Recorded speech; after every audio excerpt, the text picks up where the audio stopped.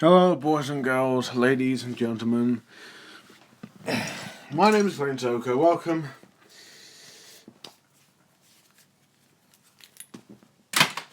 to my thoughts on another double review. Hooray! Today I'll be talking about what I promised, Get Santa, but first I have to, I just want to, hold on. I just want to get this film out the way. Daddy's Home 2. And I know what you're thinking. Why did you see that movie? I thought you weren't. That's what I thought, but my friend wanted to see it, and I said, I thought I might just, give it a chance. It might be okay, probably. I haven't seen the first movie, so that's probably one thing I should have done before I saw this one, but I digress. But I'm gonna talk about this movie first and then Get Santa. So, yeah, Daddy's Home 2. Where do I even fucking start? Okay, so the plot is that Brad, who's played by Will Ferrell, and is it Dusty? Yeah, it's Dusty, played by Mark Wahlberg. I'm going to celebrate Christmas because Christmas. The dads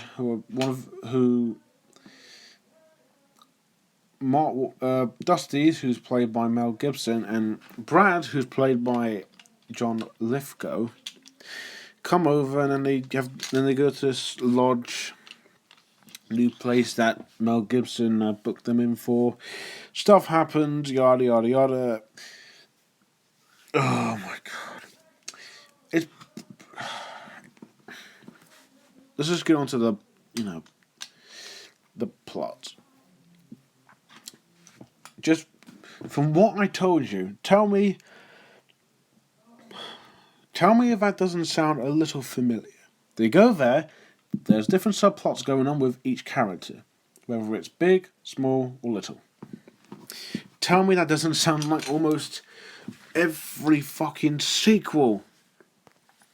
Rio 2 had the same issue, but that film was enjoyable and funny and colourful too. This movie was funny at times, but the plot didn't go forward, and it made it boring. So this film got so many things wrong. The concept is nothing special. It's predictable, you know what's going to happen, but whatever these characters do is either very little or you really don't care. The only characters I cared was John Lithgow. Anything to do with John Lithgow, Will Ferrell, Mark Wahlberg, and Mel Gibson. I don't give a shit about their names because I literally forgot. So what about the humour? That's what you're going to say. Well, I did say funny at times, which is true. This movie did make me laugh a couple of times. A couple. Because the rest were just stale, bland, not funny, and kind of awkward. Which doesn't make it clever, just makes it just kind of stale. Fucking hell. Okay, let's go on to the CGI or, effects. Actually, I'm just trying to think. I don't think this movie has any. Visually, it looks fine. It's not. It's something that I think looks okay. Unlike that other film. I'll get to that. But it looks like a Christmas movie. But I'm not sure why it's advertised as a family film when it's 12A. Yes, I know Star Wars, the Marvel films are 12A, but they're more like enjoyable 12As. This one, no, it just feels like a adult Christmas movie. And I heard they're not that very well received. So, there's that. There was a little that I think there was a little bit I saw. It did call me a little off guard at times. But surprisingly, they don't use as many, so not much to say there. But all I can say is that it's kind of impressive that they do stuff like that. It's good to save money. Characters, I'll start with the ones I like. Now, please. If I don't remember their names, that's because I really, really forgot. Because this movie, I literally forgot about it as soon as I walked out of the cinema. So I'm just going to go by their actors' names, unless some of them I don't remember, which most of them I do. Because I know these people. So there's Will Ferrell, who I genuinely like as an actor. His character here is likeable and very cheery. Mark Wahlberg is more like he's the best friend of Will Ferrell. He acts a little tough, and he's. God, I'm just trying to remember because this movie took a lot out of me. Mel Gibson is basically Mark Wahlberg, and John Lithgow is basically Will Ferrell. But they are a pretty damn good choice to be their fathers, and whenever these four are doing stuff together, whether it's just Wahlberg and Gibson or Ferrell and Lithgow, it's really funny and really, really entertaining. Even John Cena with them is just really cool. The other actor, actress, I don't remember her name, but I know she has been in a couple of things. She's been in Gravity Falls as Wendy. She's been in the Age of Ultron as, I think, Hawkeye's wife, Jeremy Renner. And Velma in the shitty... who's the director? Roger Gosnell? Yeah, Scooby-Doo films. Here, she's fine. She is a gorgeous-looking actress. But yet she has not much to work with. The kids are just... they're fine. It does look like they're having fun, with even if stuff does seem a little inappropriate for them to do. They seem to be having a blast with what they're doing here. Wahlberg's wife, who's literally the one who has the least time in the film, is basically just that. John Cena's character, I think, was in the first film as the villain. That's alright. That's all I've heard of, because I haven't seen the first one, like I said. There are other characters, but they're rather minor. That's about it, really. This movie was not... God damn it. It's not the worst, but it's not a good film at all. I mean, it's predictable, it's boring, it's unfunny at times. It visually looks okay. At least it's funny at times, at least it has a good cast here and there, but it's not good enough. Please avoid this film and go see Paddington 2. It's better. This film gets a 5 out of 10. That's probably the shortest my thoughts on ever. It's because I don't remember much of the film. Now let's go on to the other one, which is one I actually do want to talk about, and that is Get Santa. This film came out just like Paddington in 2014. However, unlike Paddington, I didn't see this film in the cinemas. In the cinema. I think it might have been because I didn't have enough time, or I just wasn't interested. It was one or the other. So the plot of Get Santa is about Santa, played by a very good choice, Jim Broadbent, has been taken to prison after trying to get back his reindeer, which people mistake him for stealing it. And there's a little boy out there named Tom who believes he's real, unlike his dad Steve, played by Rafe Spall. I apologise if I messed that up. So now they got to get him out, get the reindeer, and try and save Christmas.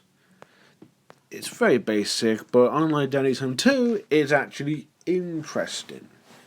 The plot. The idea of Santa going to prison and trying to do the whole if you want to get out of here, you're gonna act like us, and then we'll help you in the end. Like how Paddington 2 did. However, this one isn't quite as artificial, funny, clever, and charming. This one's actually just kind of amusing. But anyways, execution-wise, it goes by the numbers, but to its credit, at least you are somewhat invested. I did want to know what was going on, even though I do know what's going to happen, but it was very interesting to least, like, you somewhat care about Tom and Steve. Of course, Santa, because he's a, bumbling, cheerful guy. Can't blame him. I can't think if there's any subplots in the film, because that's... Oh yeah, he goes to see this woman. I think she's an agent, I think, who's like somewhat the main villain. And then she works with this policeman who have to try and track him down. Because apparently Steve hasn't been going to see her every single week or was it every single day? I forgot. You can guess the rest. Not much to say about this one, but it's interesting. Predictable, but interesting. CGI, visuals, costumes, all that stuff. Visually, I never thought I would say this for a film that's Christmas related, that it looks boring. I can't believe I'm saying this, but Danny's Home 2 looks far more convincing as a Christmas film than this. Although at times it does look nice, but for the most part it looks like a TV special Christmas film.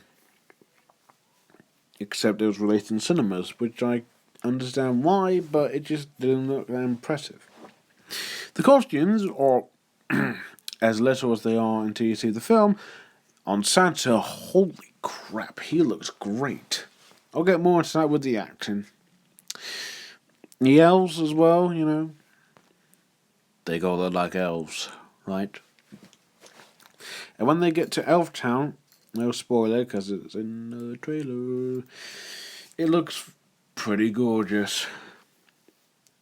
CGI when they fly on Santa's sleigh, I noticed a little bit of green screen there, but that's kind of a minor flaw. It's okay, actually. It's good, but it's just not perfect. Characters, okay. I'll start with the ones that I like the most. Santa, played by Jim Broadbent, is a likeable, bumbling, but yep, kind-hearted Santa. And like Steve, for the most part, I actually care about this character. I know, it's kind of insane. But, what else? There's Sally, played by Warwick Davis, who I think is a prisoner. This is giving me Paddington 2 flashbacks, even though I didn't see it that long ago. But, I like him because he's played by Warwick Davis, and I like Warwick Davis. There's that Barbara, who's played by Stephen Graham from This Is England, who's actually quite enjoyable and really funny in this movie. He helps Santa, I guess, try and fit in with the prisoner life, try and act more tough instead of being humble and all that. However, it follows what Paddington 2 did, except not about Marmalade, it's about Christmas. Which, to be fair, is actually quite amusing. And actually quite nice, too. I like Steve, played by Rafe Spall, whatever, is fine. He's interesting, but I didn't really care that much about him. Tom, I really thought was just kind of but he's just a kid character and he's supposed to go as you expect a kid character to go. Just to be, the hero, the one that actually wants to do the thing, unlike the fucking adult. There were other characters like the woman that wants to talk to Steve, which I forgot because I haven't seen this film long ago, and I think her name was Ruth. That is not at all relatable. I guess you could say she's the main villain. And I thought the police officer one. The policeman who's played by that actor who was in Wonder Woman. I'll let you guys search that up. And I'll let you figure it out for yourselves because it's not that hard. There's a couple of other actors that I recognise, like Brian, played by Matt King, aka Superhand from Channel 4's The Peep Show. So apparently this is the second film with him and Jim Broadbent. I shit you not. This came out. He was in Paddington as well. I shit you not. In there, he was a robber. Here, he's a police officer. So I guess he wanted to get all the money for crack, but the police said, "Sorry, mate. If you're gonna do the crack, you have to join us. Because we need another officer like you." Acting, not all of it, but most of it is good. Jim Broadbent, fucking perfect Santa. It's not the first time he played one. He voiced Santa from Sony and Oddman's original Arthur Christmas, which I actually really like. Here, he's a very good Santa. There could not have been a better choice even if you try. Warwick Davis is Warwick Davis, and even if he's in a bad film, I still like him. Same with Stephen Graham. I like him. He's funny and amusing. Ray Spy is good. He acts average, but I like him. The kid I thought was just kind of average, even though he did get a little bit on my nerves at times. Matt King is Matt King. He acts like Super Hands, except as a police officer and not obsessed with crack. The woman, Ruth, is just your average villain, and the policeman who helps her is just the average policeman. And he was in Wonder Woman, so there's that. Oh, additional note, the score by that Shaun the Sheep composer, I'll let you guys search it up because I really don't want to mispronounce his name, is excellent. When people ask me, what makes you think of Christmas? And I say music, and they say, oh, you mean like lyric music? And I say, no, but some of them, no. Additional music, like scores. This one, Arthur Christmas, Elf with Will Ferrell, second Christmas film, I think, with Will Ferrell, are actually the ones that whenever I listen to, I think, Christmas. Magic. The magic will never be forgotten. Just a side note, I have got a couple of songs from the score. If you guys want to buy the songs or the score, go onto iTunes. It should be there if you live in the UK. I'm not sure if it's anywhere else, but I digress. So, Danny's Home... not Danny's Home 2. I don't want to review it twice so I can get my memory back. No. Get Santa. It's okay. It's better than Daddy's Home 2, but it's even better. It's interesting. It has good effects. It's got a good costume design. Most of the actors are terrific. It's predictable. It looks boring. Some of the characters and actors are just kind of okay. Not the best Christmas film, but if you just want to put it on for background noise, it will do.